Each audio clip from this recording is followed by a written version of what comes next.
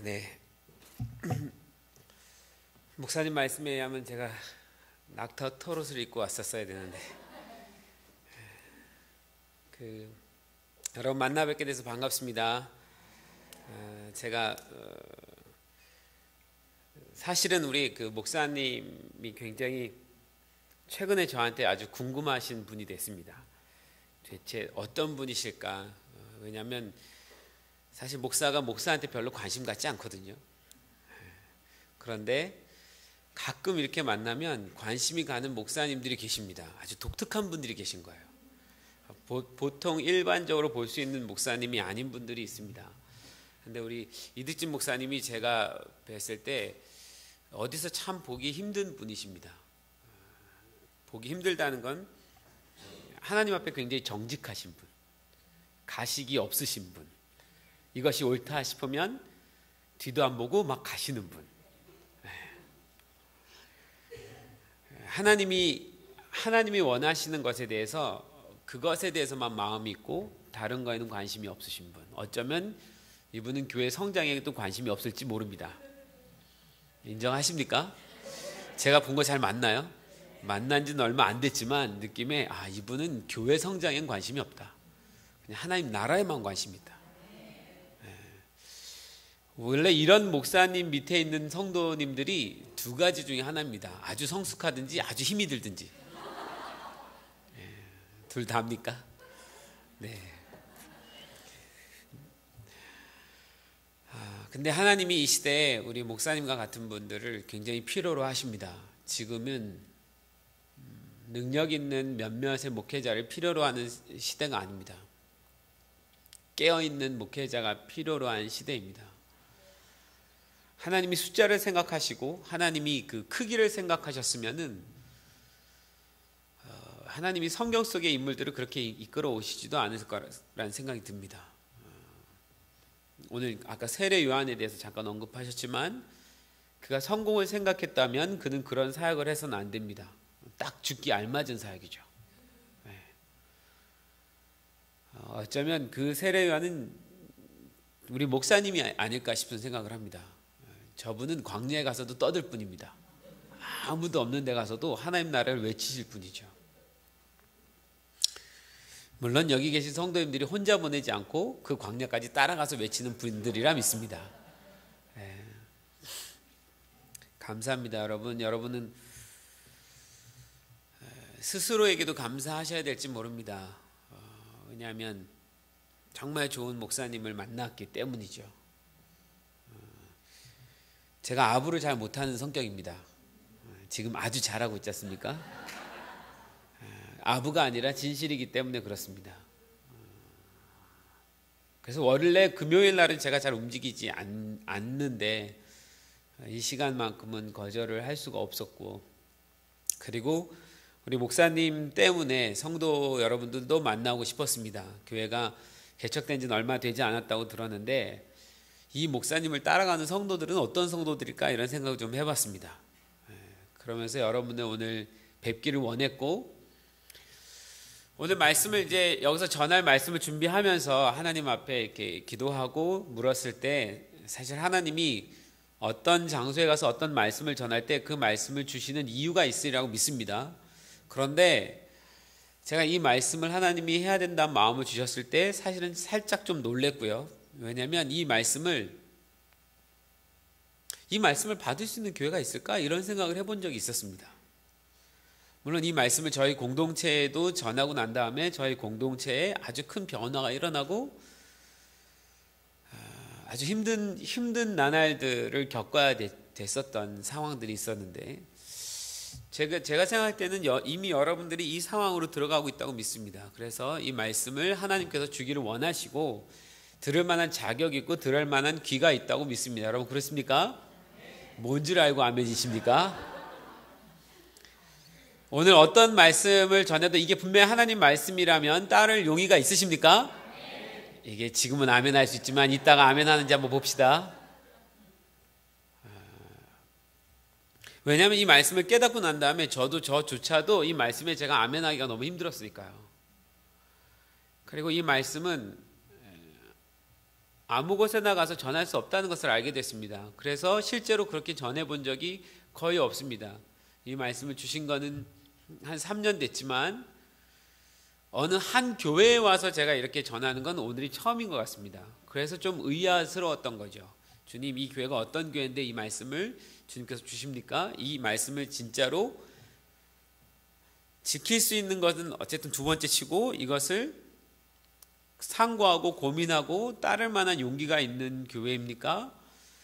근데 이 말씀을 하나님께서 허락하신다는 것 자체가 여러분들이 준비가 됐다는 것을, 어느 정도 준비가 되어져 있다고 하나님께서 말씀하시는 것이라 믿습니다. 이거는 몇 명의 인원이 있는 것이 중요한 것이 아니라 이 말씀을 들을 귀를 가진 자들이 있느냐라는 것이죠. 여러분, 혹시 듣다가 충격이 되시더라도 끝까지 앉아서 들을 수 있으시겠습니까? 네, 임산부와 노약자는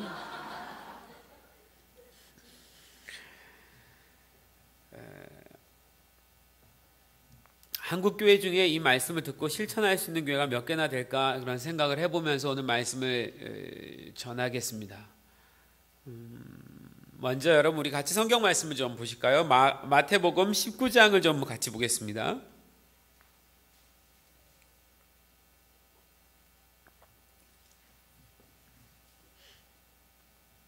마태복음 19장 16절부터 22절까지 말씀인데요.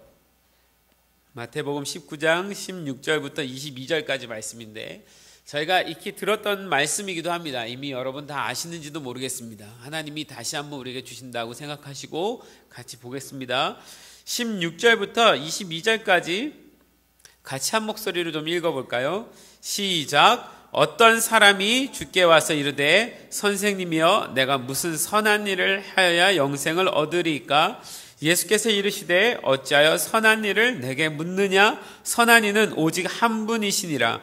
네가 생명에 들어가려면 계명을 지키라. 이르되 어느 계명이오니까? 예수께서 이르시되 살인하지 말라, 간음하지 말라, 도둑질하지 말라, 거짓 증언하지 말라, 내 부모를 공경하라, 내 이웃을 내 자신과 같이 사랑하라 하신 것이니라. 그 청년이 이르되 이 모든 것을 내가 지켰사온데 아직도 무엇이 부족하니까? 예수께서 이르시되 내가 온전하고자 할진대 가서 내 소유를 팔아 가난한 자들에게 주라. 그리하면 하늘에서 보화가 내게 있으리라. 그리고 와서 나를 따르라 하시니 그 청년이 재물이 많음으로 이 말씀을 듣고 근심하며 가니라. 아멘. 그리고 이 뒤에 이야기가 제자들과의 대화 얘기가 나오죠. 그리고 예수님께서 바로 뒤이어서 뭐라고 말씀하시냐면 부자가 하늘나라 들어가는 것은 낙타 바늘에 들어가는 것보다 더 힘들다, 이렇게 얘기를 합니다.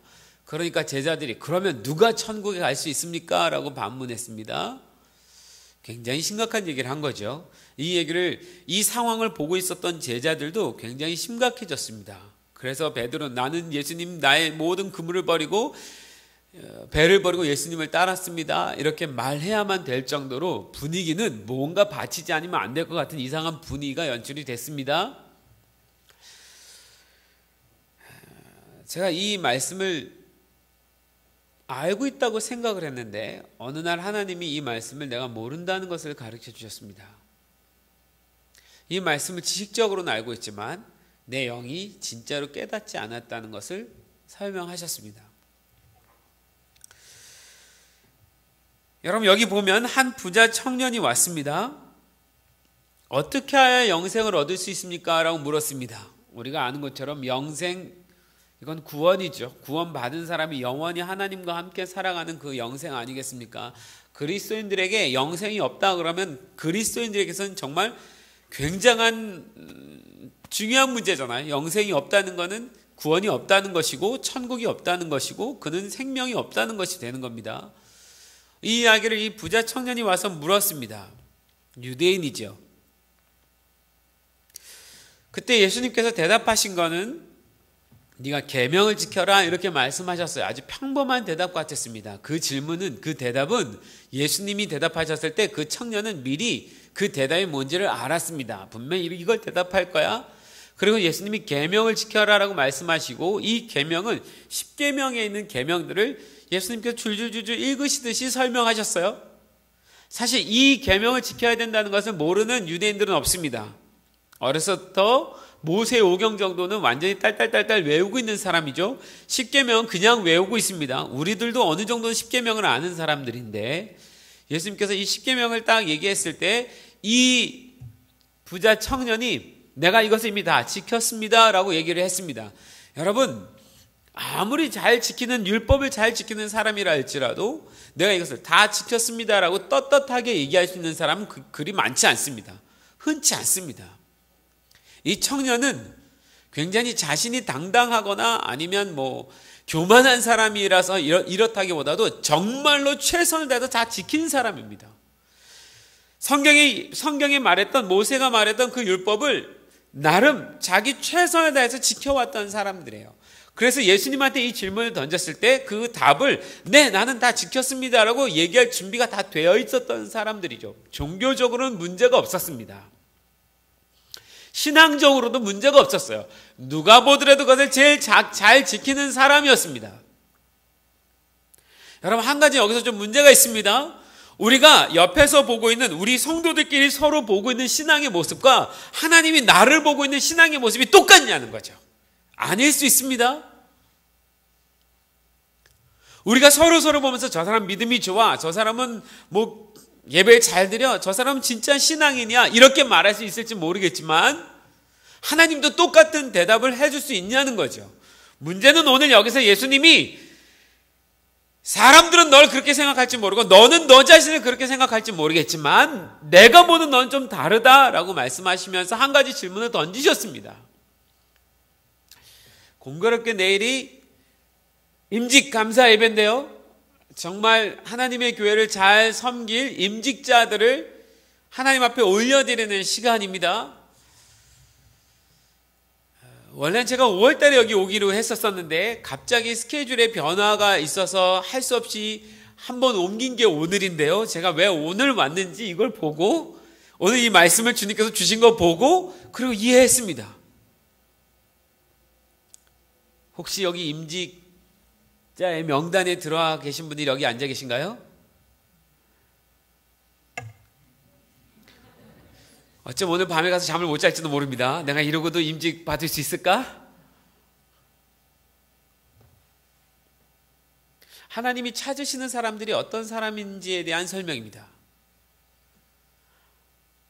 여러분, 하나님이 찾으시는 사람이요. 하나님이 찾으시는 사람이요. 하나님이 당신의 백성을 찾는데 어떤 기준과 자격은 없습니다. 그러나 하나님을 사랑하는지 아니하는지는 찾습니다. 정말 하나님을 사랑하고 있는지를 묻습니다. 그 사랑이 어떠한 사랑인지에 대해서는 확인하려고 하십니다. 우리가 못나도 괜찮고 우리가 연약해도 괜찮지만 우리가 하나님을 사랑하는 데 있어서 그 인정은 하나님이 해주셔야지 됩니다. 내가 아무리 하나님 사랑한다고 말한다 할지라도 하나님이 내가 네 사랑을 모르겠다면 그것은 끝입니다. 기준은 내가 하나님을 사랑하는 것이 기준이 되지 않습니다. 하나님이 나를 사랑하시는 평가가 기준이 되죠. 하나님이 착한 일을 했다고 해서 하나님이 사랑한다 이렇게 표현하지 않습니다. 그런 거와 거리가 다릅니다. 그런데 오늘 이상한 말씀을 하나 하십니다. 예수님이 계명을 다 지켰다라고 말을 합니다. 예수님이 그것에 대해서 긍정을 하십니다. 그래, 네가 그랬을 것 같구나. 그래, 그럼 내가 한 가지만 더 부탁을 할게. 너의 모든 소유를 팔아서 가난한 자들에게 나눠주고 나를 따르라. 여러분, 예수님이 예수님의 사역 가운데 나를 따르라라고 말한 사람이 몇 명이나 될까요? 성경 잘 보십시오. 나를 따르라라고 표현한 사람이 몇 명 될까요? 몇 명이 안 됩니다. 12제자들이나 있을까요? 그 외에 나를 따르라고 말한 사람이 또 누가 있을까요? 12제자도 예수님이 나를 따르라라고 표현한 적이 없습니다. 베드로나 있죠. 나다나엘과 같은 사람 있죠. 12제자는 예수님을 따르던 수많은 군중 중에서 어느 날 예수님이 기도하시고 너 12명 너희는 나의 제자다 이렇게 예수님이 표현하셨습니다. 한 명씩 따라오라고 설명하신 게 아니었어요. 베드로한테만 그렇게 하셨었죠. 근데 예수님이 이 부자 청년한테 네가 나를 따르라라고 표현했을 때 예수님께서는 이 사람이 따를 걸 알고 말했을까요? 따를 걸 모르고 말했을까요? 따르지 않을 걸 알면서도 나를 따르라라고 말씀하신 건가요? 아니면은 정말 따라오기를 바라는 마음으로 말씀하셨을까요? 정말 바라는 마음으로 따라오셨겠죠. 예수님이 이렇게 간 보시는 거 아니지 않습니까? 이놈이 따라올래나 안 따라올래나 이런 게 아닙니다. 예수님은 실없이 말씀하시지 않습니다. 아닌 걸 아닌데 그런 듯이 말씀하신 적도 없습니다. 예수님은 진심으로 항상 행하십니다. 나를 따라다오. 난 네가 날 따르기를 원한다. 네가 그 모든 율법을 지켰다면, 정말이라면 이제 진짜 율법을 지키는 것이 무엇인지 내가 설명해 주마. 나를 따르라. 근데 그걸 따르려면, 예수님을 따르려면 가지고 있는 모든 걸 갖고 따를 수는 없는 거죠. 그래서 그것을 다 나눠주고 따르라고 말씀을 하신 겁니다.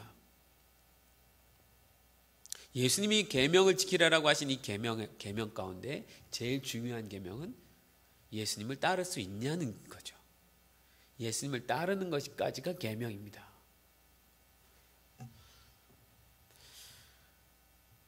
문제는 이 부자 청년이 예수님 따르는 것을 포기하고 근심하면서 돌아갔다고 설명이 기록되어 있습니다.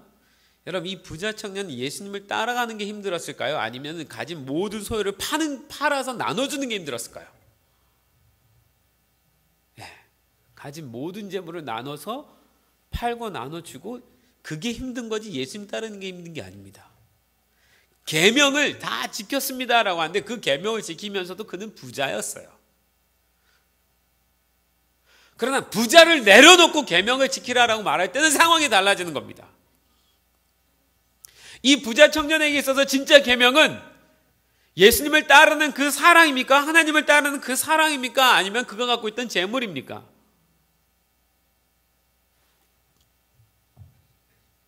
근데 여기서 한 가지 좀 생각을 해봅시다. 부자가 나쁩니까? 아니잖아요.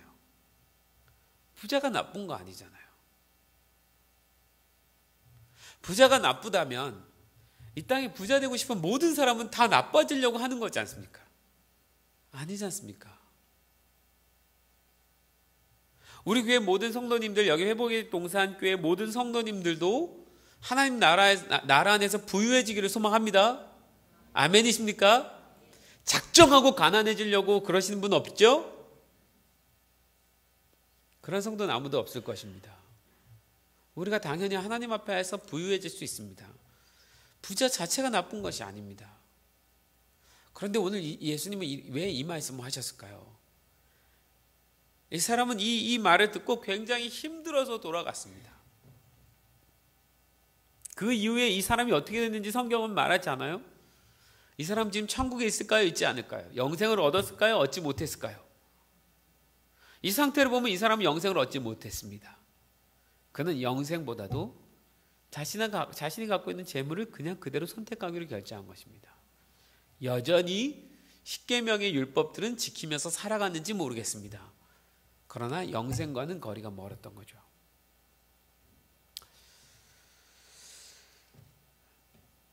여기에 보면 예수님이 계명을 지키는 것에 대해서 약간 이런 것을 덧붙이는 것 같이 느껴집니다. 하나, 물질을 내려놓아라. 그리고 둘, 나를 따르라.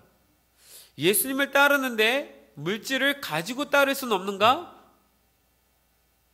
물질을 다 내려놓고만 가야 되는가? 만약 이 말씀을 지키라고 하면 우리들은 어떻게 합니까? 여러분, 우리 어떻게 해야 됩니까? 예수님을 따르는 것이 재산을 다 파는 것이라면 그럴 수 있습니까? 왜 하면 안 합니까?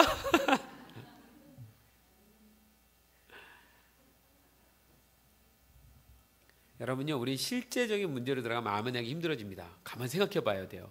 그 아멘을 함부로 했다가 잘못하면 큰일 날까 봐 굉장히 정신 차리고 지금 듣고 계시잖아요.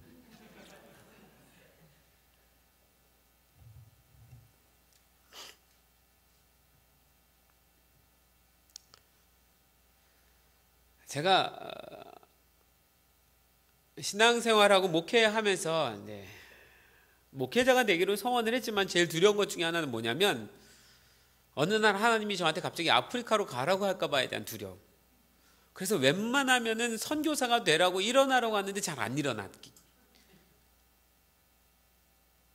그러니까 하나님이 나한테 뭘 하라고 하실까 봐 두려운 마음이 제 안에 있는 거죠. 아니, 내가 하나님을 위해서 하고 싶은 걸 하고 싶다고. 하나님, 난 당신을 위해서 내가 하고 싶은 수준에서 하고 싶습니다. 근데 내가 감당하기 어려운 수준을 얘기하면 난 마음이 어렵습니다. 마음이 어렵다고 아예 벽을 쳐놓고 가는 거죠. 진짜 주님을 사랑하는 걸까요? 진짜 주님을 따르는 걸까요? 적당히 따르는 걸까요? 제가 아까 서두에 말씀드렸지만 우리 이득진 목사님 적당히 따라하는 게 안 되는 분이십니다. 그죠? 그래서 여러분 따라가려면 그만큼의 수준이 필요할 겁니다.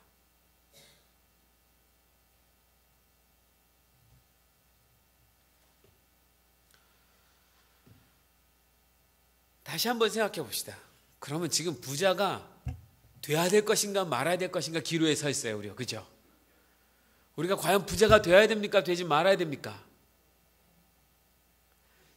돼야 되죠. 부자가 되어야 되는데 그것이 예수님을 따르는 데 있어서 문제가 있으면 어떻게 해야 됩니까? 버릴 수 있습니까? 없습니까? 버릴 수 있습니까? 옆 사람 쳐다보면서 해보세요. 버릴 수 있습니까? 물어보시고.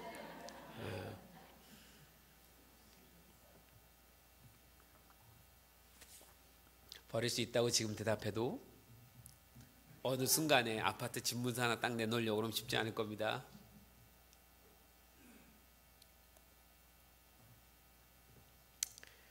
저도 제가 집을 날려봐서 압니다. 결혼하고 애 낳고 1년이 딱 됐을 때 가난한 전도사니까 저희 아버님이 2,400만 원 전세에, 그러니까 17년 18년 전이죠. 제가 올해 45입니다. 17살 16살짜리 제 아들이 있고 그 아들이 1살 때 이야기죠. 그 당시에 2,400만 원 주셔서 옥탑집 아시죠? 전세로 얻어주셨는데 3층짜리 건물에 위에 있는 옥탑집이었습니다. 그게 저희들의 보금자리였죠. 제 아내랑 그렇게 신혼을 시작하고 사역을 시작했는데 어느 날 그 옥탑집 제가 전수하다가 너무 힘들더라고요. 뭐가 힘드냐면 목사님과의 관계가 힘들었습니다. 그래서 안 되겠다. 내가 교회를 떠야겠다. 그래서 제 아내랑 우리 그러면 유학이나 가자. 유학 가서 공부하고 돌아오자. 돈이 어디 있냐? 우리 전세 2,400 팔아 그거 빼가지고 가서 2,400 1년 동안 쓰고 1년 지나다 보면 뭐 살 방법이 생기지 않겠느냐. 다들 그렇게 해서 공부했으니까 그러자. 캐나다로 가자. 제가 그날 우리 교회 성도들한테 저 유학 가겠습니다라고 인사하고 집으로 돌아왔습니다. 인사하고 집으로 돌아온 저녁에 아랫집 1층에 새들어 사시는 분이 올라왔습니다. 아십니까? 집주인이 도박으로 이 건물을 경매로 날려버려서 집이 날라갔다고 그날 얘기 주는 거예요. 사임하고 온 저녁에 법원에 찾아갔습니다. 이걸 어떻게 할 수 있을까? 법원에 가서 등기부등본을 떼어봤더니 저희 집은 옥탑집도 아니었습니다. 물탱크실로 돼 있었습니다. 무허가였던 거죠. 그때는 다 그랬어요. 근데 제가 2월 달에 그 일을 당했는데 3월 달부터 그 옥탑집을 집으로 등기부등본에 등기해 준다고 신문에 떴습니다. 전 2월 달에 날렸는데 보상을 한 푼도 못 받고 그냥 길거리로 쫓겨났습니다. 집이 없는 게 뭔지 압니다. 그때 제 나이 29 그리고 10년 동안 하나님 앞에 주님 저 사례비 없이 살아가 보겠습니다. 주의 일을 할 텐데 주님 먹이든 마시든 당신이 알아서 하십시오. 집도 날려버렸는데 이제 먹을 것까지 책임져 보십시오. 만약에 하나님 저에게 잠잘 곳과 먹을 것 책임져 주지 않는다면 난 그 하나님을 위해서 내가 사역을 할 수가 없습니다. 그러니까 내가 주를 위해서 일은 하겠는데 내가 아예 사례비를 받지 않고 한 10년 동안 살아볼랍니다. 알아서 우리 가족 먹여주십시오. 그래서 10년을 살아봤습니다.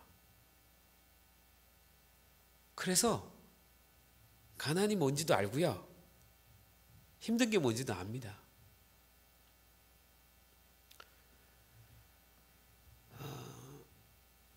돈이 있으면 먹고 없으면 말고 그런 생활들을 살아가면서 진짜 하나님 믿는 것이 무엇인지에 대해서 많은 고민들을 해보고 생각을 해봤습니다. 물론 지금은 저희가 살 수 있는 하나님이 작은 공간도 마련해 주시고 예쁜 옷도 하나님 주시고 자식들도 잘 크게 해주시고 하나님께서 다 먹이고 입히시는 것을 보았습니다. 오늘 지금 나누고 싶은 얘기는 뭐냐면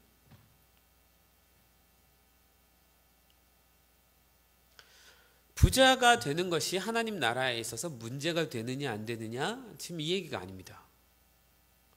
여러분 이 말씀 우리가 좀 잘 이해해야 될 필요가 있는데 이 말씀을 통해서 하나님이 진짜 우리에게 하나님의 생각을 우리에게 말씀하신다면 우리는 둘 중에 한 가지 결정을 해야 됩니다.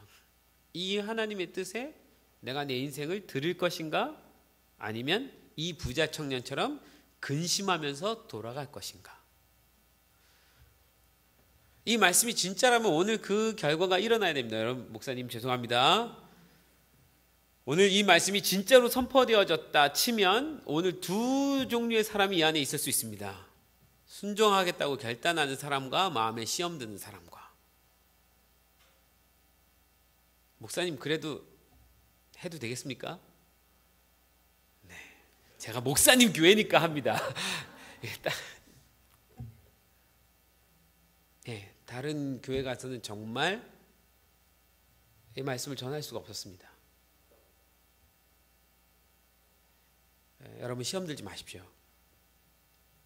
시험 들지 말고 꼭 말씀을 잘 받으십시오. 우리 앞뒤 사람 손 한 번씩 꽉 잡아주면서 우리 시험 들지 맙시다. 한 번씩만. 적어도 한 가지는 감사하십시오. 이 이야기를 들을 만한 수준을 하나님께서 우리가 인정하셨구나 우리에게. 요한복음 14장 21절에 보면 예수님이 이렇게 말씀하십니다. 나의 계명을 가지고 지키는 자라 나를 사랑하는 자니 나를 사랑하는 자는 내 아버지께 사랑을 받을 것이요 나도 그를 사랑하여 그에게 나를 나타내리라. 여러분 이거보다 더 큰 축복은 없죠. 나를 사랑하는 자는 내 아버지께도 사랑을 받고 나도 그를 사랑해서 내가 그에게 나를 나타내 주겠다. 어떤 사람에게 나의 계명을 가지고 지키는 자라야 나를 사랑하는 자다. 중요한 건 계명을 지키는 것이 중요하다는 것이 아니에요. 그 계명을 지키는데 왜 지키느냐? 나를 사랑하는 것이 그것이다. 나를 사랑하는 마음으로 계명을 지켜다오. 이런 뜻입니다. 어쩌면 이 부자 청년은 계명은 지켰지만 하나님을 사랑하는 것이 무엇인지는 몰랐던 것 같아요. 여러분 우리가 종교생활 다 할 수 있습니다. 교회에서 꼬박꼬박 예배 나올 수 있고 11조 생활 잘 할 수 있고 교회 봉사 다 할 수도 있습니다. 여러분 그러면서 제가 알게 되는 것은 저도 목회 생활을 20몇 년을 하면서 깨달은 것은 너무 많은 그리스도인들이 하나님 나라 안에서 그러니까 교회 안에서의 모든 생활을 다 하면서도 하나님을 사랑하지 않는다는 걸 알게 됐습니다. 도대체 말이 안 되더라고요. 예배도 하고 기도도 하고 철야도 하고 헌금도 하고 선교도 하고 모든 건 다 하는데 주님을 진짜 사랑하지 않더라고요. 온 마음을 다해서 사랑하지 않더라고요. 그러고도 신앙생활을 할 수 있는 세상이 지금 세상입니다. 그래서 교회가 이렇게 욕을 먹고 있는지도 몰라요. 나의 계명을 가지고 지키는 자라 나를 사랑하는 자다. 이 계명을 지켰다는 건 주님을 정말 사랑하게 됐다는 것을 의미합니다. 사랑하니까 이걸 지킬 수밖에 없는 거예요. 한번 같이 따라해 주시겠습니까? 사랑하기 때문에 계명을 지킬 수밖에 없다. 사랑해야만 지키게 됩니다. 사랑해야만 지키게 됩니다.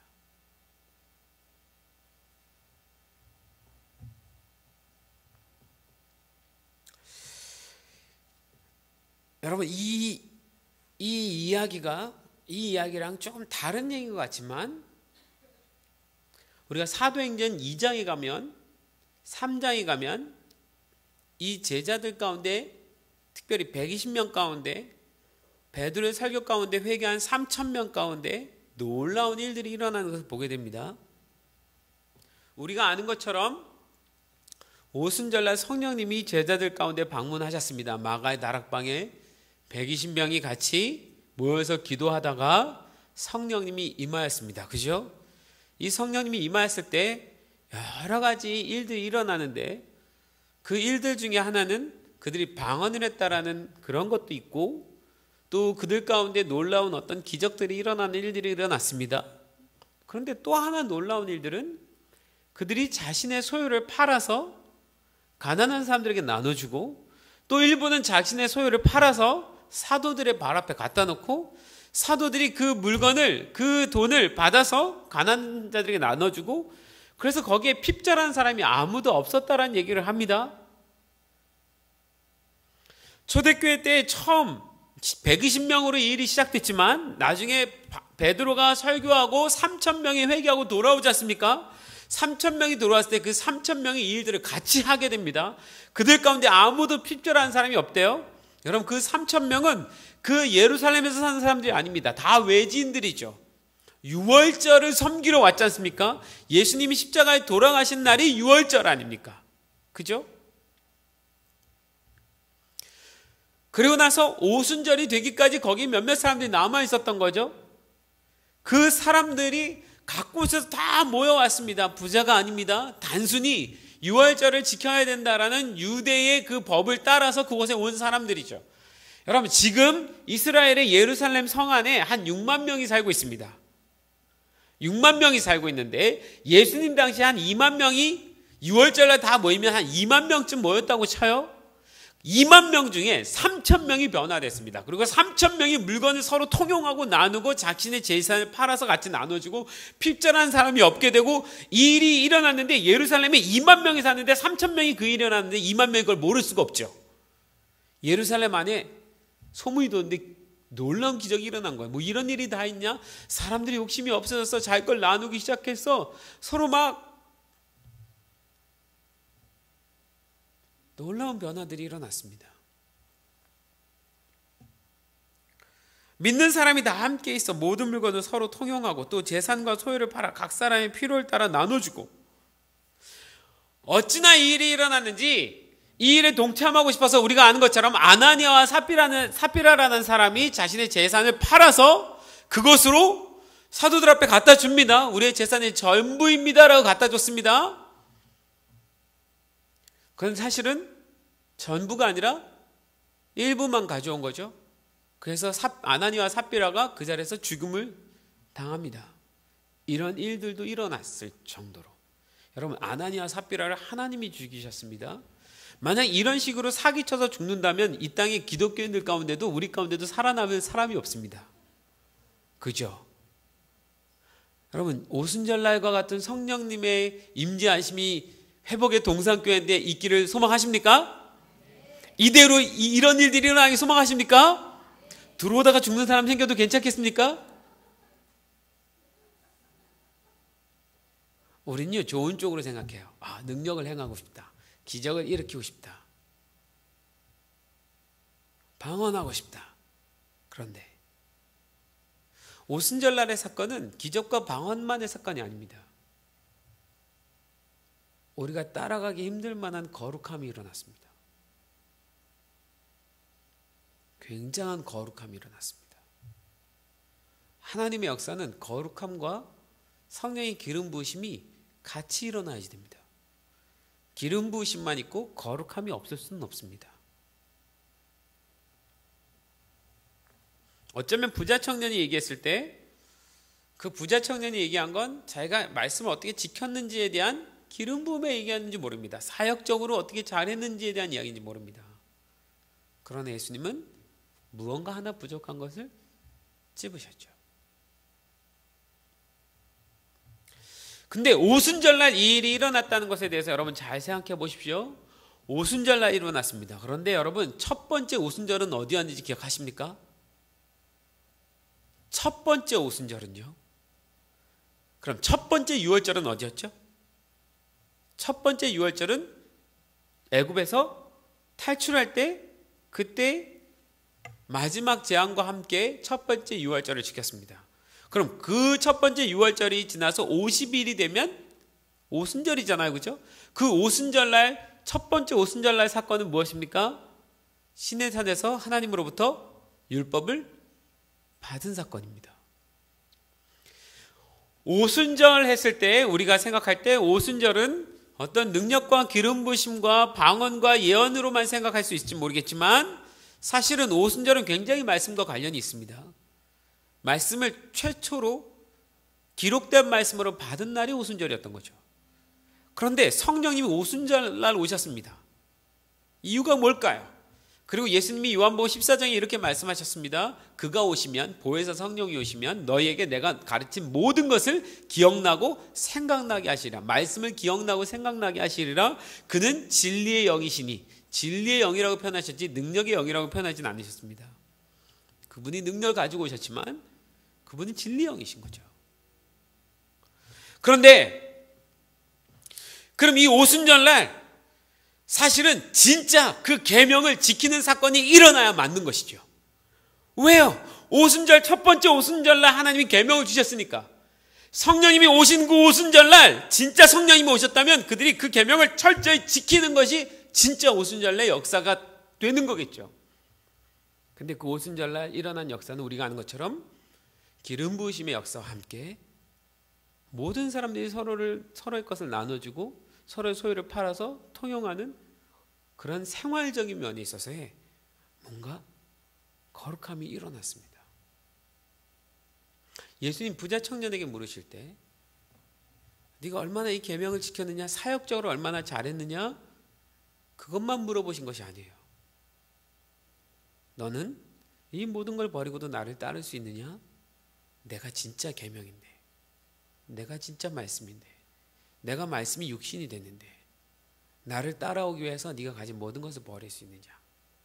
이렇게 물으신 거죠. 조금만 더 가봅시다. 예수님이 이 땅에 처음 오셔서 예수님께서 첫 번째 설교하시는 장면이 나옵니다. 회당에 가셔서 예수님이 설교하는 장면 있죠. 기억나십니까? 예수님이 회당에서 첫 번째 설교를 하시는 장면입니다. 하늘에서 오셔서 얼마나 하고 싶은 설교가 많겠어요? 얼마나 많은 주제가 있겠습니까? 그 주제 중에서 예수님이 한 주제를 선택하셨는데 그 회당에서 이사야서를 하나 딱 갖고 와서 이사야서에서 예수님이 뭔가를 찾으시면서 피시는 장면이 나옵니다. 뭔가를 찾으시더니, 그리고 그 말씀을 읽었어요. 이사야서 61장 1절부터 말씀입니다. 그 말씀이 뭐냐? 주의 성령이 너에게 임하셨으니 이는 가난한 자에게 복음을 전하게 하시려고 내게 기름을 부으시고 나를 보내서 포로된 자에게 자유를, 눈먼 자에게 다시 보게 함을 전파하여 눌린 자를 자유케 하고 주의 은혜의 해를 전파하게 하려 하심이라 하였더라. 여러분 이 말씀 기억하시죠? 근데 우리는 주목하는 것은 어디다 주목하냐면 기름을 부으시고 나를 보내서 포로된 자를 자유, 눈먼 자에게 다시 보게 하면 눌린 자를 자유케 한다. 이런 사역적인 부분에 우리의 마음과 관심은 굉장히 많이 갑니다. 틀린 것은 아닙니다. 그 다음 절을 보셔야 되는데 주의 은혜의 해를 전파하게 하려 하심이라 이렇게 표현했습니다.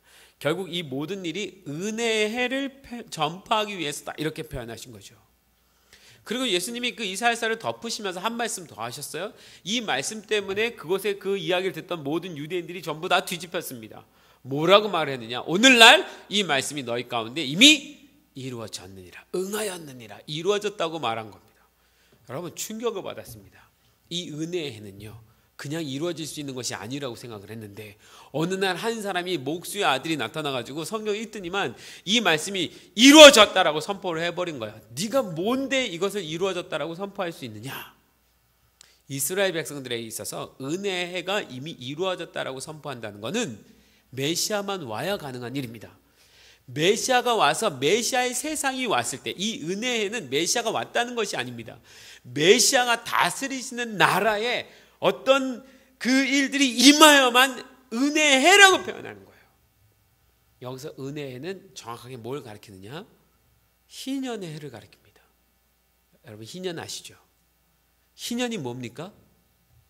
이스라엘 백성들이 50년마다 한 번씩 희년이 돌아오죠. 50년마다 한 번씩 일어나는 일은 뭔지 아십니까? 어떤 사람들은 자기가 갖고 있던 농토를 팔아야만 했습니다. 그리고 누군가에 가서 소장농이 되어야 했죠. 그러나 그 50년인 희년이 돌아오면 그 땅을 다시 되찾게 되는 겁니다. 누군가의 소장농이 될 필요 없고 노예가 될 필요도 없습니다. 평생을 노예로 살 필요도 없고 평생을 가난하게 살 필요도 없습니다.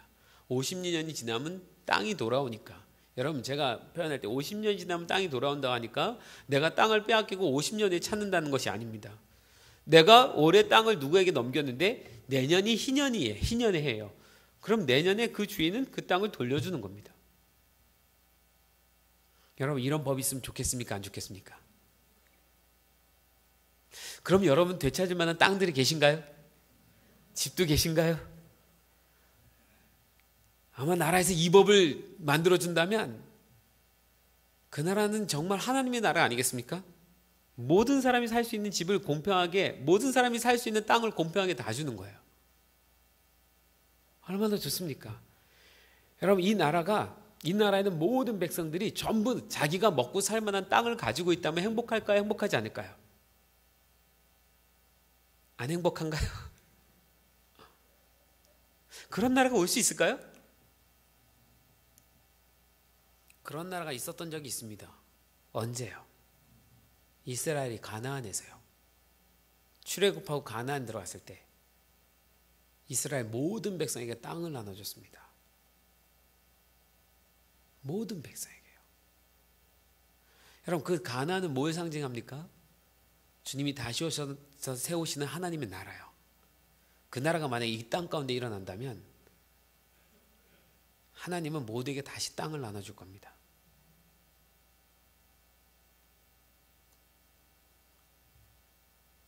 여러분 이 나라는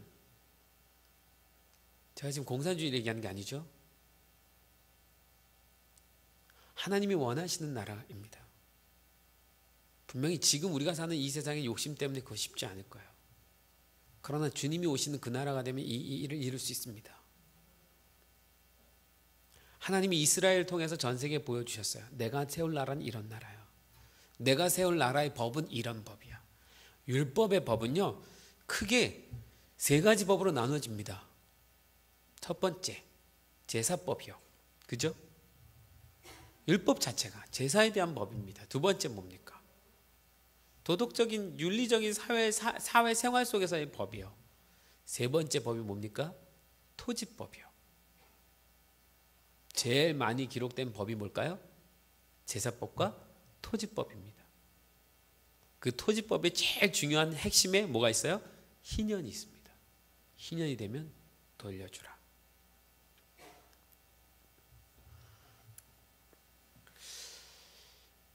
여러분 웬만한 율법은 다 지킬 수 있을 것 같아요. 살인하지 말라, 간음하지 말라, 도적질만 하지 말라, 뭐 하지 말라 하지 말라 다 지킬 수 있을 것 같아요. 제일 지키기 힘든 법이 뭘까요? 땅을 돌려줘라.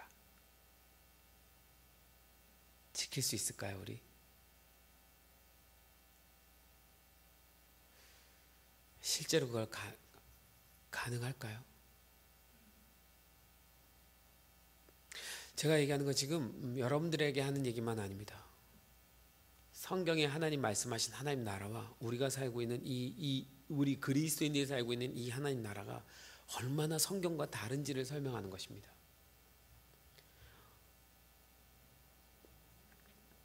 주의 은혜를 전파하려 하심이라 이것이 이루어졌다 이렇게 표현한 거죠. 예수님은 구약 때 하나님 주신 희년의 은혜를 선포하고 있는 것입니다.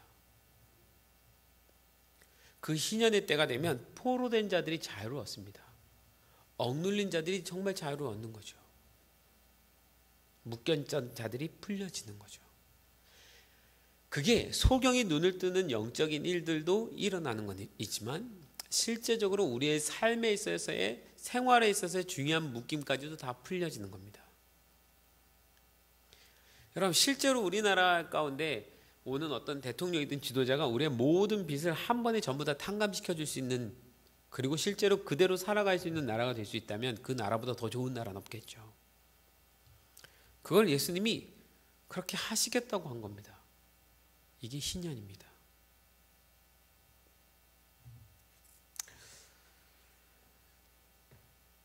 예수님 마태복음 5장 17절에 그렇게 말씀하셨죠. 내가 율법이나 선지자나 폐하러 온 줄로 생각하지 말라. 폐하러 온 것이 아니요 뭐하러 왔다? 완전케 하러 왔다. 자, 내가 아까 우리 부자 청년의 이야기와 오순절의 사건과 그 다음에 이 희년 이사 61장 말씀을 설교하신 이 세 가지를 다시 종합해서 설명을 하도록 하겠습니다. 예수님이 부자 청년에게 가르쳤던 것은 바로 이것입니다. 희년의 회복이 각 사람 가운데 진짜로 일어나야, 희년의 계명까지 지킬 수 있어야 진짜로 계명을 지키는 것이고, 진짜로 그 계명을 지키는 것에 영생이 있다. 너는 십계명의 계명을 지켰지만 너한테 희년의 마음은 없구나. 넌 희년을 지키려고는 마음이 없구나. 잘 생각해 봅시다. 부자 청년입니다. 그 당시에 유대인은, 이스라엘은 부자가 있기가 힘든 상황이에요. 왜요? 로마의 속국으로 있는 겁니다. 어떻게 보면 로마의 노예로 있는지도 모르죠. 우리가 일제시대 때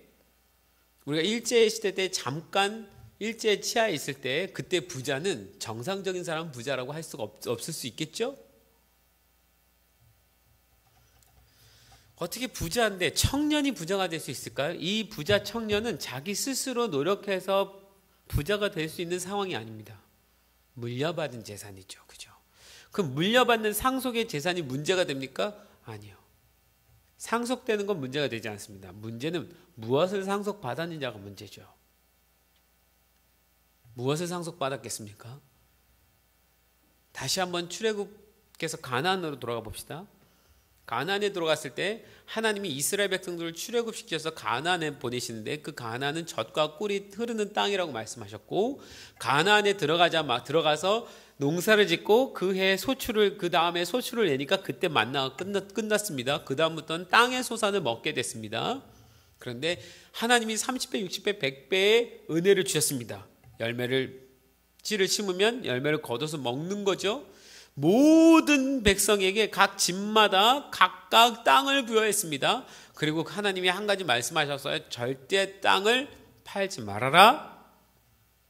혹시나 갑자기 돈이 필요해서 땅을 팔아야 될 상황이 온다면 땅을 파는 것이 아니다. 임대하는 거지. 옆 사람한테 내 땅을 내주고, 희년이 앞으로 10년이 남아있어요. 그럼 10년 동안 이 땅에서 나오는 소출이 1년에 10가마라면 10년 남아있으면 100가마를 그 사람한테 받고 땅을 파는 거예요. 사실 빠는 게 아니죠. 그리고 나서 임대해 준 거죠. 그 사람한테. 그리고 난 임대료를 받은 거예요. 그리고 그 희년이 오면 다시 주인은 돌려줘야 되는 겁니다. 우리나라 전세제도랑 약간 비슷해요. 땅이 전세제도 같은 거죠. 어느 때가 되면 다시 돌려받는 겁니다. 그런데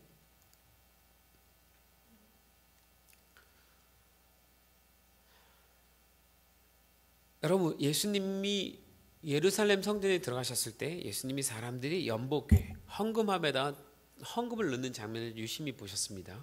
거기에 어떤 장면이 있었냐면, 2렙돈을 넣는 한 과부가 있고 많은 헌금을 내는 많은 부자들이 있는 것을 보게 됩니다. 그리고 예수님이 나오셔서 성전을 향해서 한마디 하십니다. 이 성전은 돌 위에 돌 하나도 남지 않을 만큼 다 무너져 버릴 것이다. 뭘 보시고 나와서 그 얘기를 하셨냐면, 그 헌금하는 장면을 보고 나오셔서 그렇게 말씀하셨죠. 어떻게 2렙돈이라는 것은 빵 하나밖에 사 먹을, 전 재산이 빵 하나밖에 살 수 없는 사람, 이거 하나 먹고 이제 인생 맞춰야 될 사람, 그런 가난한 과부가 그 교회 안에 있는데 그 교회를 아무 돌보지 않는 부자들이 있을 수 있느냐? 이거는 예루살렘의 성전의 모든 기능을 다 잃어버린 거다, 이런 뜻이 되는 거죠. 여러분, 이 부자 청년은 어떻게 해서 부자가 될 수 있었을까요? 사실 예수님이 너의 모든 재산을 다 팔아라라고 할 때, 이 팔아라는 이 단어와 이 상황을 잘 보면요, 원래 예수님이 하신 말씀이 뭔지 아십니까? 모든 재산을 정말로 다 팔라는 것이 아닙니다. 네가 가지고 있는 재산 중에 잉여 재산을 팔아라, 이런 뜻이었습니다. 잉여 재산은 뭡니까? 네 재산 말고, 네 가문이 갖고 있는 땅 말고, 네 가문 것이 아니고 다른 가문의 것을 저당 잡아서 갖고 있는 수많은 땅들. 가나안 시절 이후에 네 조상이 대대로 다른 가문의 땅들을 다 빼앗은 땅들. 너희 가문은 이 땅만 먹고 살아도 충분한데 나머지 다른 가문의 땅들을 갖고 있는 땅들. 모든 재산이란 건 그것을 의미합니다. 왜요? 하나님이 자기 땅을 팔지 말라고 그랬으니까 예수님도 그 땅을 팔라는 것이 아닙니다. 그 땅은 너희 가문의 땅은 영원토록 너희가 가져야 될 거. 그러나 너희 가문이 아닌 땅 갖고 있지 않냐. 그건 너희 것이 아니지 않냐. 하나님이 그것은 계명으로 가지지 말라고 했지 않냐. 희년이 되면 돌려주라고 했지 않냐. 희년이 몇 번이 돌아왔지만 너희 가문은 이걸 돌려주지 않았지 않냐. 돌려주고 나를 따르라. 모든 말씀은 다 따를 수 있는데 돈과 관련된 말씀은 따르기 어렵다는 거죠. 물질과 관련된 거는 하나님 말씀을 따르기가 어렵다는 겁니다. 여러분, 우린 쉽습니까? 우리도 어렵습니다.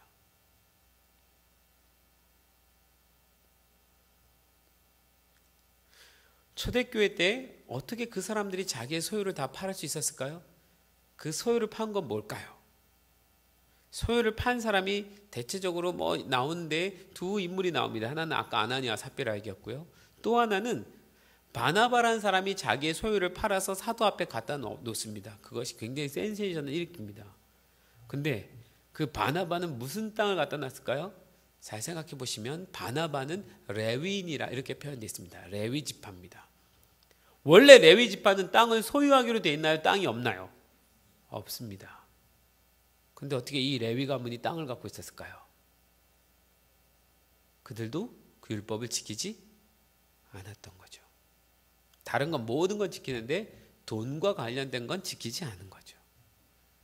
돈과 관련된 거는 정확하게 선을 그어놓고 돈과 관련되지 않은 나머지 부분에서만 하나님을 섬겼던 겁니다. 그거를 바나바가 깨달은 거죠. 내가 진짜 섬기는 건 하나님이 아니었구나. 나도 모르게 세상의 것을 섬겼구나. 내가 하나님 율법을 지켜야지 하는 레위인인데 내가 하나님 율법을 지키지 않았구나. 희년을 말씀하셨는데 내 안에 희년이 없구나.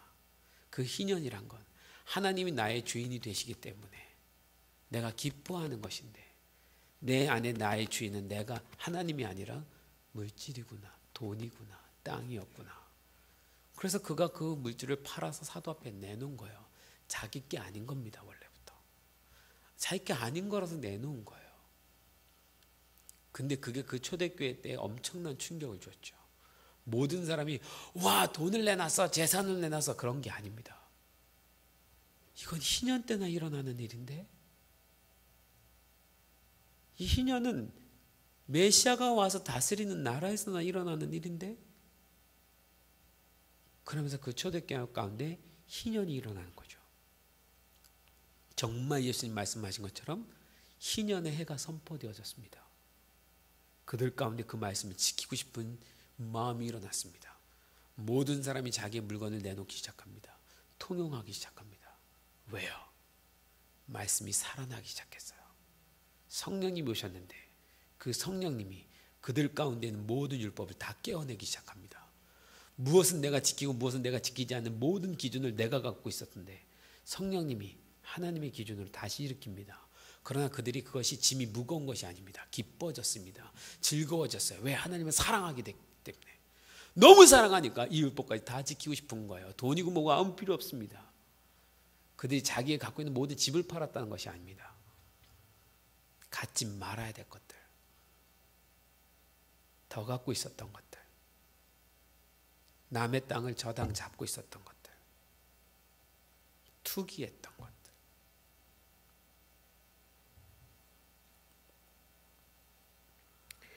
부자 청년은 10계명을 지켰을지 모르지만 모세를 통해 주신 진정한 희년의 계명을 지키지 않은 거죠. 부자가 천국에 들어가지 못한다는 얘기를 하는 것이 아닙니다. 네가 어떻게 부자가 될 수 있었느냐? 네가 섬기는 것은 나냐 재물이냐? 예수님이 그러고 하셨죠. 뭐라고요? 재물과 하나님을 겸하여 섬길 수 없다. 어찌 이 이야기가 예수님 당시의 이야기만 되겠습니까? 우리 가운데 예수님이 오늘 오셔서 이 얘기를 하신다면 우리는 어떤 마음을 가지고 예수님 바라볼 수 있을까요?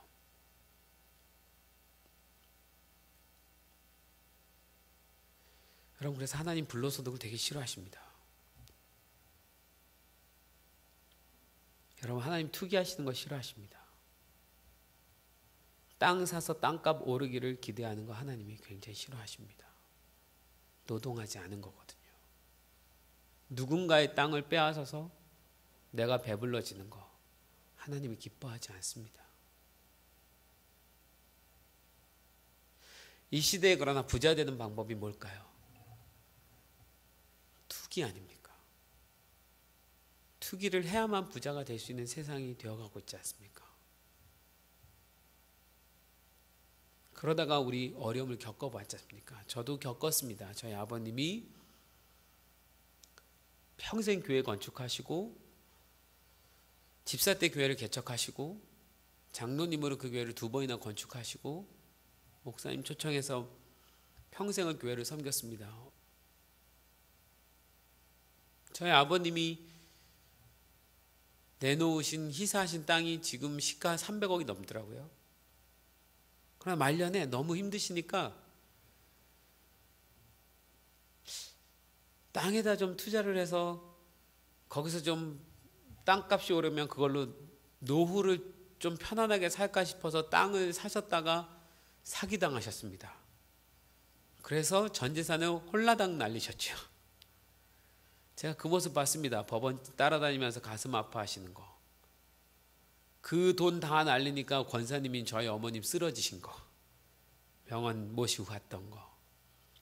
어린 마음에 저도 그게 벌써 사기 당한 지가 30년이 넘었어요. 해결이 안 됐죠. 30년 동안 가슴 아파하신 거. 그리고 저희 아버님이 점점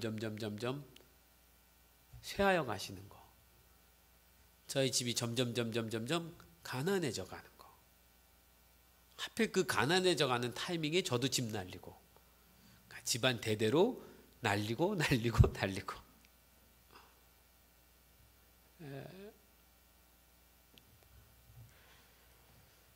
하나님이 당신이 사랑하는 당신의 자녀가 하나님을 믿고 신뢰하는 것이 아니라 이 땅에 어떤 것을 투자해서 세상의 방법으로 똑같이 부자 되는 것을 얼마나 싫어하는지를 제가 보았습니다.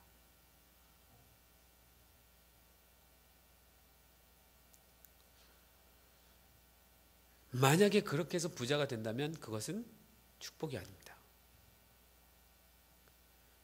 그는 부자 청년처럼 예수님을 떠나갈 확률이 높아집니다. 영생을 잃을 수 있는 확률이 높아집니다. 이 땅에서 조금 부자가 되고 영원한 나라의 하늘나라를 포기한다면 그게 무슨 의미가 있습니까?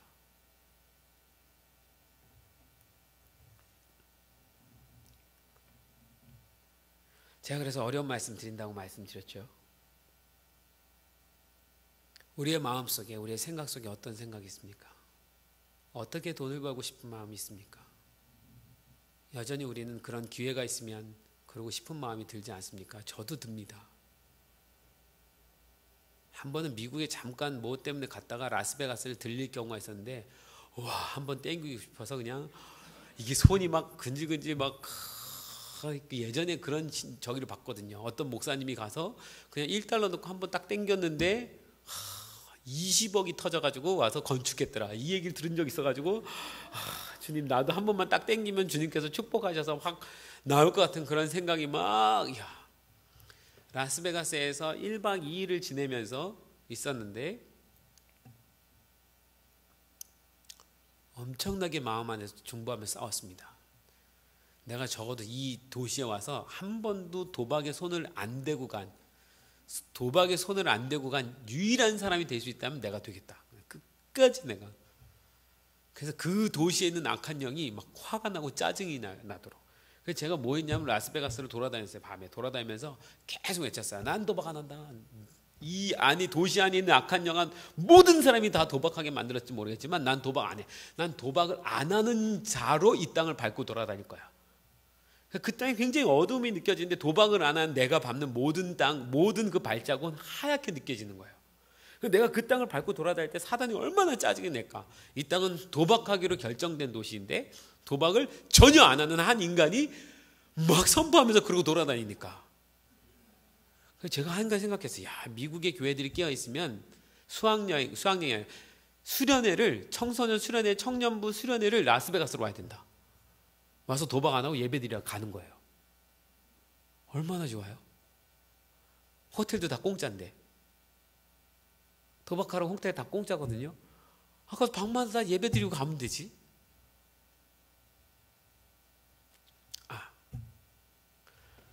우리 마음속에 그것이 돈이 된다고 하면 그것이 하나님 말씀에 있는지 없는지를 따지지 않는 이상한 신앙이 우리 가운데 들어와 있습니다.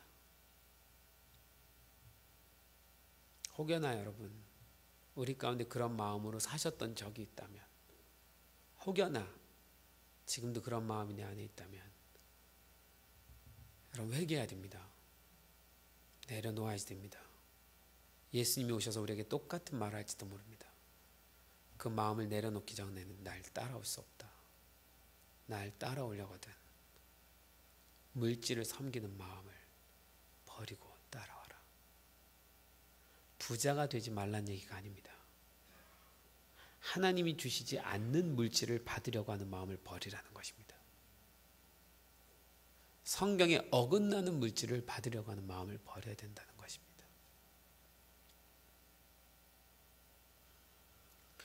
바울을 열심히 섬겼던 좋은 부자 있습니다. 자주장사 루디아.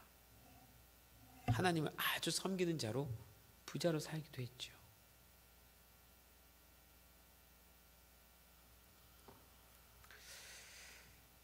여러분, 이 희년제도가 무엇입니까? 이 희년제도는 언제 망가지기 시작했는지 아십니까? 이스라엘 백성들이 가나안에 들어가서 살면서 이 희년제도를 잘 지켰습니다. 잘 지켜지다가 어느 정도는 지켜지다가 어느 때부터 깨지기 시작했냐면 아합 왕 때부터 깨지기 시작합니다. 성경에 남의 땅을 빼앗는 사건이 나옵니다. 아합이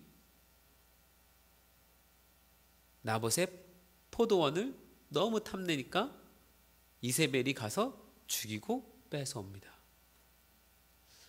다른 사람의 땅을 가지면 안 된다는 걸 알고 있는 이스라엘 백성 가운데 누군가의 땅을 빼앗을 수 있는 어쩌면 성경에 나온 최초의 사건이 됩니다.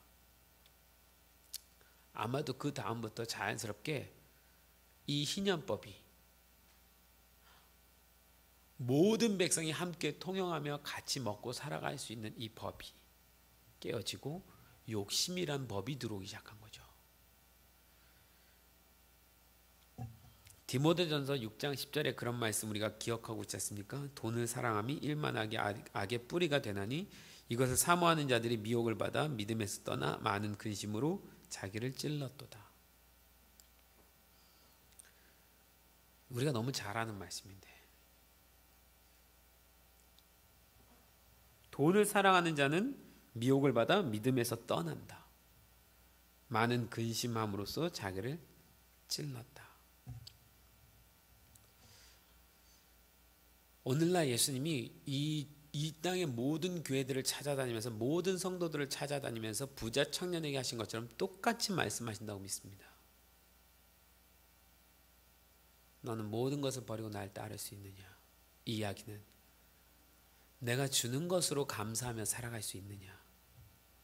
세상이 주는 것을 얻으려고 애쓰고 거기에 목숨 걸고 그것이 성경적으로 옳으냐 아니냐를 따지지 않고 돈이 된다면 무조건 기뻐하는 그런 삶으로 살아갈 것이냐, 아니면 가난할지라도 내가 주는 것, 부할지라도 내가 주는 것. 그래서 바울이 그렇게 표현하잖아요. 내가 가난에도 처해보고 풍부에도 처해보는 일체의 비결을 깨달았노라. 하나님이 주시는 것으로만 살아갈 수 있는 마음. 여러분, 이 마음을 진짜 찾아야만, 진짜 고백해야만 그는 진짜 영생으로 들어가는 사람이 되는 것입니다.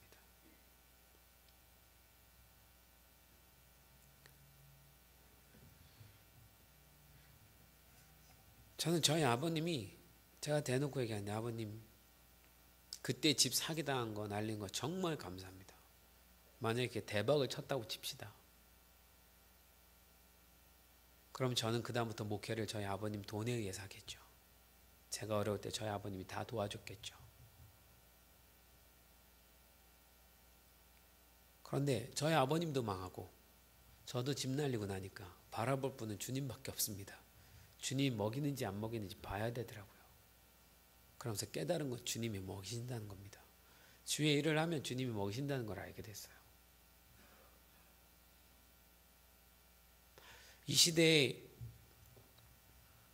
많은 사람들이, 많은 그리스도인들이 적어도 다른 우상을 섬기지는 않을 겁니다. 뭐 석가모니를 섬기는 것도 아니고 알라를 섬기지도 않고. 그러나 교회에서 하나님과 겸하여 섬기는 우상이 있습니다. 물질이죠. 분명히 예수님 말씀하셨습니다. 물질이라고요.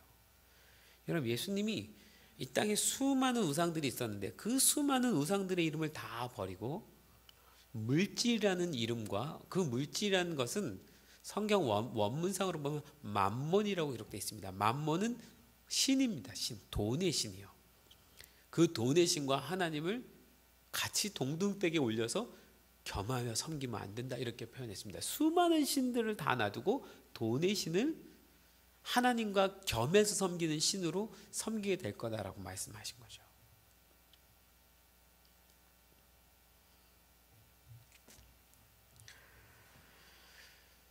여러분, 마지막 때가 되고 있습니다.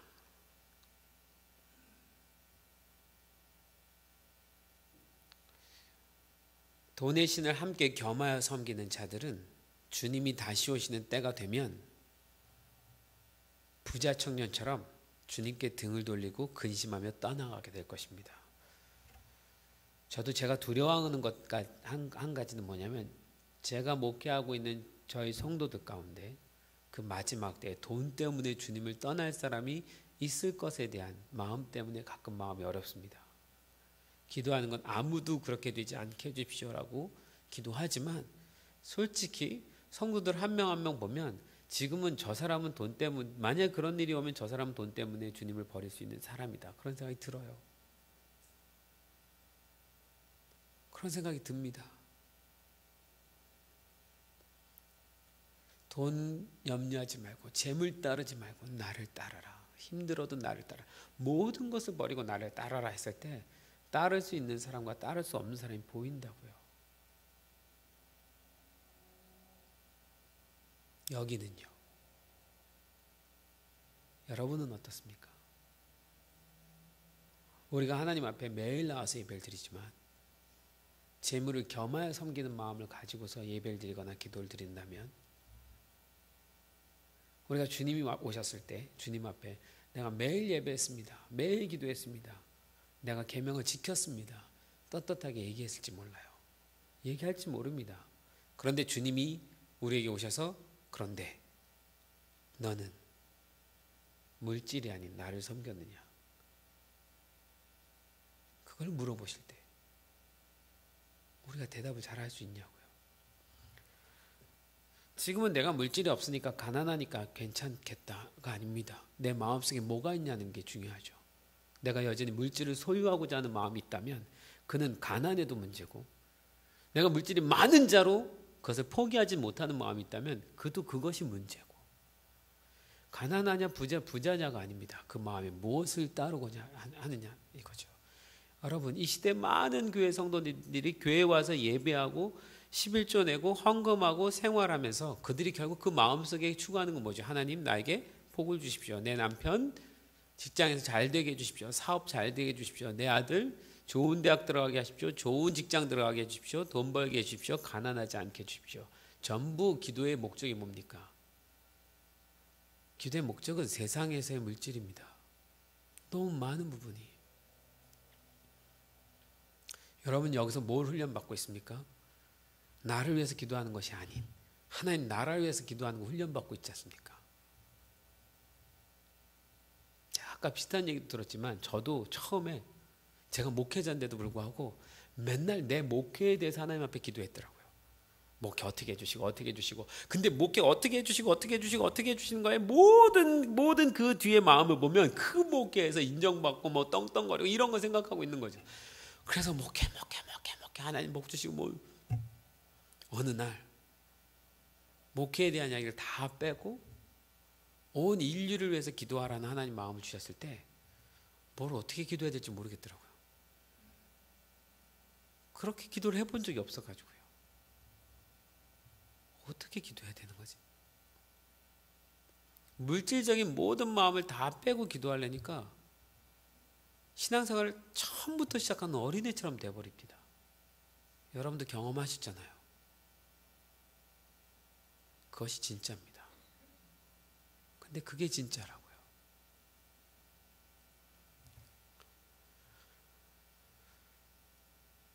저도 제 가정에 돈이 얼마가 필요한지는 기도 안 해본 적이 너무 오래됐습니다. 집에 통장에 얼마가 있는지 절대 안 물어봤습니다. 가끔 물어봅니다. 아주 가끔 1년에 한 번. 그냥 하나님 먹이시겠지. 그냥 먹어왔거든요, 지금까지. 그리고 구하는 건 하나님 나라입니다. 선교고요. 이 땅에 하나님 일으키시는 회복이고요. 이게 진짜 신앙생활 하는 것 같습니다. 여러분, 이런 교회가 필요합니다. 이런 성도들이 필요합니다. 주님이 이런 사람들을 찾고 계십니다. 주님이 그 사람들을 골라내고 계십니다. 섞어내고 계십니다. 솎아내고 계신다고요. 물어보십니다. 진짜 하나님을 사랑하는 사람들이 나타났을 때 하나님 물어보기 시작합니다. 너는 모든 물질에 대한 마음을 버리고 물질에 대한 마음을 버리고 그것 때문에 웃고 울고 슬퍼하고 낭망하고 즐거워하고 기뻐하고 그것 때문에 그렇게 하는 거 말고 나 때문에 기뻐하고 즐거워하고 때때로 가슴 아파하고 그럴 수 있느냐라고 물으십니다. 우리 하루 종일의 모든 생각을 생각해 봅시다. 우리 하루 종일의 생각이 정말 하나님을 사랑하는 그것으로 가득 차 있습니까? 아니면 오늘 뭘 먹을까? 내일 뭘 먹을까? 오늘은 물질과 관련된 것입니까? 돈과 관련된 것이 생각을 가득 사로잡고 있습니까? 아니면 하나님입니까? 나의 24시간을 잘 생각해 보십시오. 이 자리에 나왔을 때는 주님이지만 저 밖으로 나가는 순간 난 또다시 세상의 물질에 사로잡힌 자로 살아가고 있는 건 아닙니까? 지금이라도 돈이 있으면 무언가 땅을 사고 집을 사서 2배로 만들고 싶은 마음이 내 안에 여전히 있습니까? 아닙니다. 다 버려야 됩니다. 그거 우리 자녀들한테 가르치면 안 됩니다. 우리 자녀들이 그거 보고 자라면 안 됩니다. 그 아이들에게 영생이 없습니다. 이런 부자 청년이 됩니다. 여러분, 우리 자녀들을 전부 부자 청년으로 만드실 겁니까? 모든 사람들이 부자 청년으로 만들 수 있다면 기뻐할 겁니다. 계명을 잘 지키면서 부자이면서 하나님을 섬기는 자로 멋있어 보이죠. 그러나 그에게 영생이 없을 수 있습니다. 우리 자녀들을 부자 청년 만들고 싶어 하면 안 됩니다. 교회 열심히 나오면서 부자이면서 아니요. 그가 진짜 누구를 사랑하는지를 봐야 됩니다.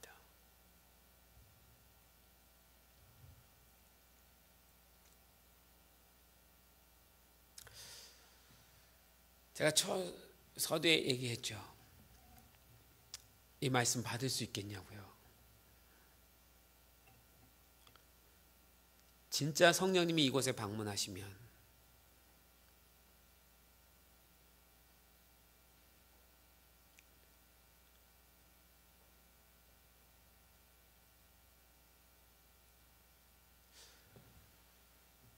이 말을 던지기가 참 어려운데요. 집이 2개인 사람은 하나를 팔아야 될지도 모르고 세 개인 사람 두 개를 팔아야 될지도 모릅니다. 주님이 그렇게 하라고 하실 때 할 수 있는지요? 그것을 제단 앞에 바치고 하나님 나라를 위해서 쓰게 해주십시오라고 할 수 있는지요?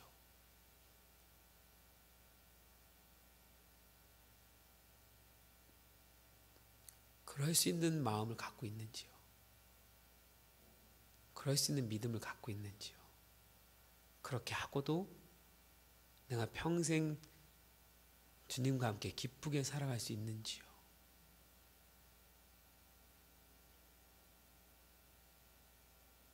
우리가 오순절날 성령님과 같은 일이 우리 교회 가운데 일어나기를 바라지만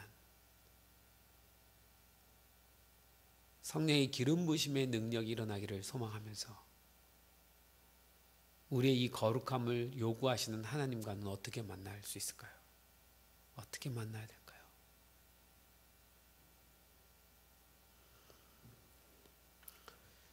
회복의 동산교회가 회복해 주십시오. 회복 아닙니까? 무엇을 회복하는 겁니까? 말씀이잖아요. 하나님 말씀을 회복하는 교회가 돼야 되잖아요. 회복하는 성도들이 돼야 되지 않습니까? 누구라도 나와 주십시오. 그런 성도가, 바나바와 같은 자가 나타나 주십시오. 어느 한 사람이 일어나면, 그 사람이 그 말씀을 따르면 나머지 모든 사람들이 그 말씀을 따르게 되어 있습니다. 저도 성전 건축해 봐서 압니다. 성전을 건축한 건 아닙니다. 시골에 농사 짓는 집을 하나 건축을 했죠. 청년들한테 농사를 가르치고 싶어서요. 이 시대 청년들이 그냥 놔두면 세상의 노예가 돼서 먹고 사는 것만 신경 쓰고 돈 버는 것만 신경 쓰고 하나님이 땅에서 주시는 소산물에 대해서는 한 번도 생각해 본 적이 없고 노동해서 일해서 벌어서 하나님 먹여주시는 것은 보지 않고 그냥 부모들에게 받았던 것처럼 주식을 투자하든 한탕으로 뭘 하든 그런 식으로 살아가는 청년들한테 땀을 흘리는 노동을 가르치려고 시골에다 집을 졌습니다. 땅을 샀고요. 어느 날 생각해 보니까 전 청년들밖에 없거든요. 우리 청년들이 시골에서 다 올라왔는데 다 가난합니다. 와, 제가 이 말씀을 깨닫고 나서 보니까 우린 진짜 노예구나. 직장의 노예들이에요. 직장에 따라 신앙생활이 왔다 갔다 합니다. 직장 잘릴 것 같으면 하나님 앞에 나와서 예배드리는 거 마음 어려워합니다. 밤마다 저희도 예배하고 기도하는데 그렇게 열심히 기도하다가 뭐 하다가 어느 날 직장에서 잘릴지 모른다는 위기감이 있다 보니까 저 구석 가서 예배를 안 드립니다. 왜? 이 시간에는 개인 기도를 못하게 됐거든요. 마음에 근심은 가득 찬데 지금 자기 문제가 코앞인데 전 세계를 위해서 기도하는 것이 안 되는 거죠. 억지로 하려니까. 그러니까 저 구석으로 점점 뒤로 가더라고요. 얼굴이 파랗게 죽어갑니다. 야, 저렇게 하나님 믿는 믿음이 없어서야.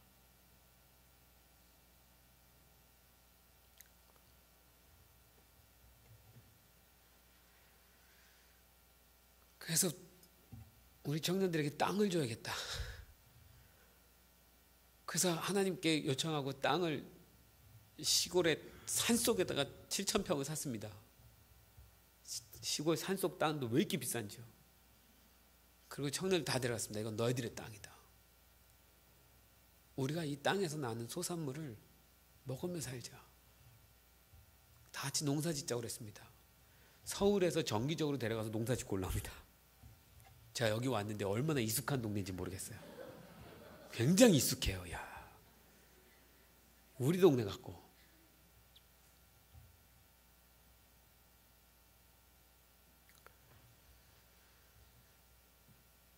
이 시대의 청년들한테 진짜 하나님을 향해 살아가는 것이 무엇인지 가르쳐주고 싶어서 시작했습니다.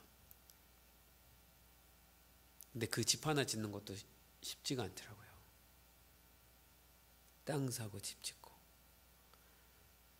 그때 그때 비로소 우리 성도들 마음 안에 누가 부자 청년인지 알겠더라고요. 근심하는 사람들이 있어요.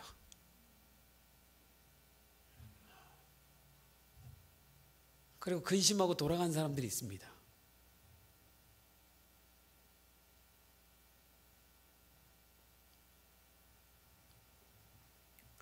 여러분, 과거의 교회들은 교회 자체 크기를 키우고 뭐 하는데 마음이 있었지만 지금은 하나님이 하나님 나라를 위해서 여러 가지 많은 일들을 하게 하실 겁니다. 회복의 동산교회도 하나님이 하신 일들이 많습니다. 어쩌면 큰 교회에게 하나님 부탁할 수 없는 일이 있습니다. 도저히 설교를 할 수 없기 때문인 거죠. 제가 재미난 얘기를 하나 들었는데 여러분 예수 안에 대천덕 신부님 아십니까? 대천덕 신부님을 이분이 우리나라에서 유명하고 많은 분들이 강사로 초청하고 막 했죠. 그러나 이분을 초청하지 않는 교회들은 대부분 저 서울의 강남 지역의 교회들이랍니다. 왜요? 이분만 초청하면 메시지 자체가 이래요. 성도들이 시험을 드니까 이분을 초청할 수 없었답니다. 큰 교회들은. 작은 교회, 가난한 교회들이 이분을 초청해서 말씀을 들었다고 하더라고요. 들을 귀가 있는 교회들이죠. 제가 저희 성도들도 아닌데도 불구하고 오늘 이 얘기를 왜 해야 되는가 저는 잘 모르겠습니다만 이 얘기를 들을 준비가 됐다고 하나님 말씀하심을 믿습니다. 여러분 진짜 성령 충만한 것이 무엇인지 아시겠습니까? 그런 자들의 기도가 능력으로 나타날 겁니다. 우리 안에 욕심이 있는 욕심을 가진 기회만 되면 얼마든지 세상적으로 떵떵거릴 수 있는 그런 마음을 가진다면 하나님이 우리를 통해서 하나님 나라에 대한 기도를 듣지 않으실 것입니다. 그러면 이 교회는 소망이 없습니다. 주님이 이 교회에 소망을 걸고 있습니다. 작지만 당신의 이야기를 들어줄 수 있는 교회라고 주님이 믿고 계십니다. 그 주님의 마음에 합하십시오, 여러분. 오늘부로 혹여나 내 안에 주님과 물질을 겸하여 섬기는 마음이 있는지, 물질 때문에 언제든 넘어질 수 있는 그런 사람인지 돌아보십시오. 그리고 다시는 이 세상과 같은 방식으로 우리가 살아가지 않겠다고 결정해야 될 것입니다. 이것이 주님을 믿는 것입니다. 주님을 믿는 것 자체가 희년입니다. 예수님이 우리의 구원자라는 것 자체가 희년입니다. 우리 마음 안에 희년이 일어나야 됩니다. 우리 마음 안에 희년이 일어나야 우리가 하나님의 공급하심을 그 어느 때건 감사함으로 살아갈 수 있습니다. 그 사람과 그 공동체에게 하나님이 하나님 나라를 위해서 부를 주실 것입니다. 그제서야 부를 받을 자격이 있습니다. 안 주셔도 할 수 없고요.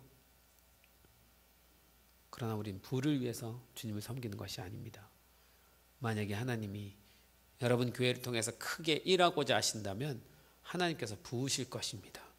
그러나 그거 가지고 딴 짓을 하고 딴 일을 하게 된다면 하나님께서 부어주시지 않겠죠. 그러면 그 부어주시지 않는 것조차도 복입니다. 우리가 딴 일을 할 수 있음에도 불구하고 부어진다면 그건 하나님 주신 것이 아닙니다. 그건 악한 영이 준 거겠죠. 그걸 우리도 모르게 받아버린 것이 되는 거겠죠. 이 교회 안에 희년이 일어나길 소망합니다. 그 희년의 믿음이 꼭 회복되게 도와주십시오. 그리고 우리 자녀들에게 더 이상 이런 세상을 가르치지 맙시다. 정직하게 벌어서 정직하게 하나님의 공급하심을 받는 것에 대해서 가르칩시다. 그리고 먹고 입히고 하는 모든 일은 하나님이 하시는 것이라고 믿을 수 있도록 가르칩시다. 직장에서도 아니고 대학 학벌이 아닌 하나님이 공급하신다는 것을 가르치는 교회가 되기를 소망합니다. 내일 임직식이잖아요. 내일은 하나님이 오셔서 여기 계신 임직 자, 여러분들을 축복하신 날입니다. 주님이 오셔야죠. 그죠? 우리끼리 축복하면 무슨 의미 있습니까? 주님이 오셔서 축복하셔야 됩니다. 누구에게 축복하셔야 될까요? 하나님도 손을 대셔야 되는데 부자 청년과 같은 자들에게는 손을 댈 수가 없습니다. 마음을 한번 다지십시오. 주님, 당신을 위해서만 살겠습니다.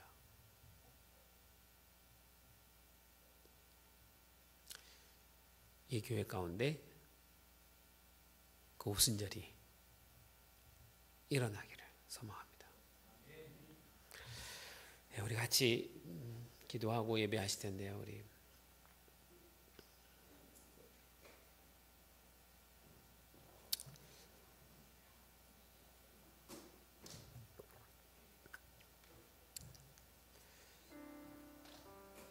디모데후서 3장 1절부터 이런 말씀이 있습니다. 바울이 디모데에게 한 얘기죠. 내가 이것을 알라 말세에 고통하는 때가 이르리니 사람들은 자기를 사랑하며 돈을 사랑하며. 그럼 이것이 시작입니다.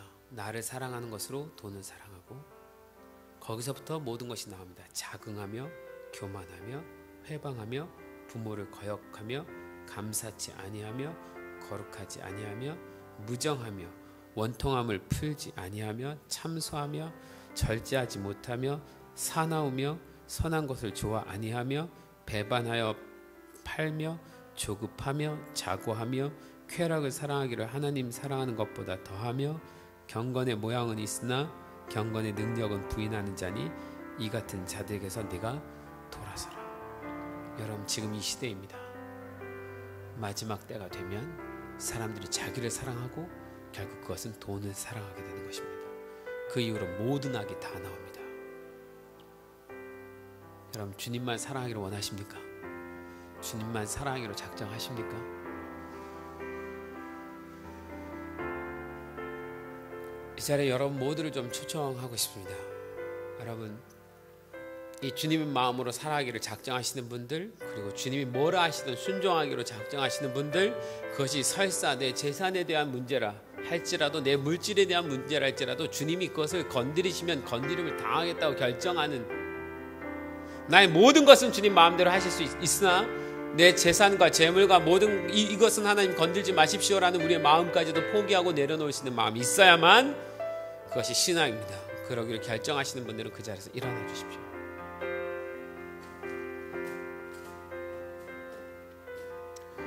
우리 사이드에 불만 좀 켜주시고 중앙의 불들은 좀 꺼주시면 좋겠습니다. 가능합니까?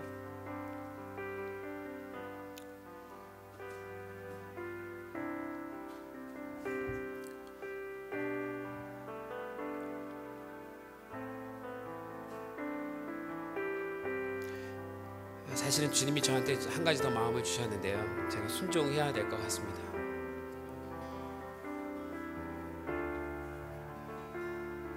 저조차도 이 땅에 있는 모든 사람들도, 모든 그리스도인들도 모두 주님 앞에 이 질문을 받을 것입니다. 부자 청년처럼요.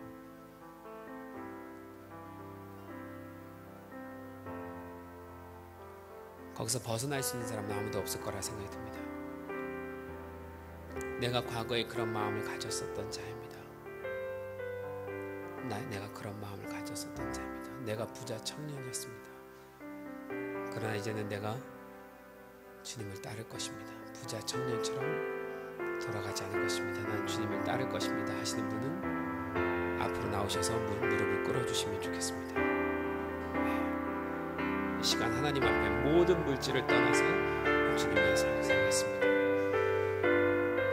그리고 여러분이 한 가지를 먼저 회개하셔야 될 것입니다. 내 마음 안에 조금이라도 있었던 모든 물질들, 그것을 향했던 마음들 주님 용서해 주십시오. 내가 주님 앞에 용서를 구합니다. 주님 내게 찾아오셔서 나에게 가르쳐 주시고 내 안에 더 이상 이것으로 근심하지 않게 해주시고, 하나님 당신이 나에게 요구하실 때 내가 내놓을 수 있는 사람이 될 것입니다 라고 주님 앞에 고백하면서 나아가는 것입니다. 여러분 이 시간 먼저는 주님께 고백하십시오. 그리고 자백하십시오. 내 안에 조금이라도 있었던 물질로 인하여 마음이 어려웠던 마음들이 있다면, 그것을 향하고자 하는 마음이 있었다면 주님 용서해 주십시오라고 우리 하나님께 솔직하게 우리 믿음으로 고백하고 기도하도록 하겠습니다. 여러분 기도하십시오.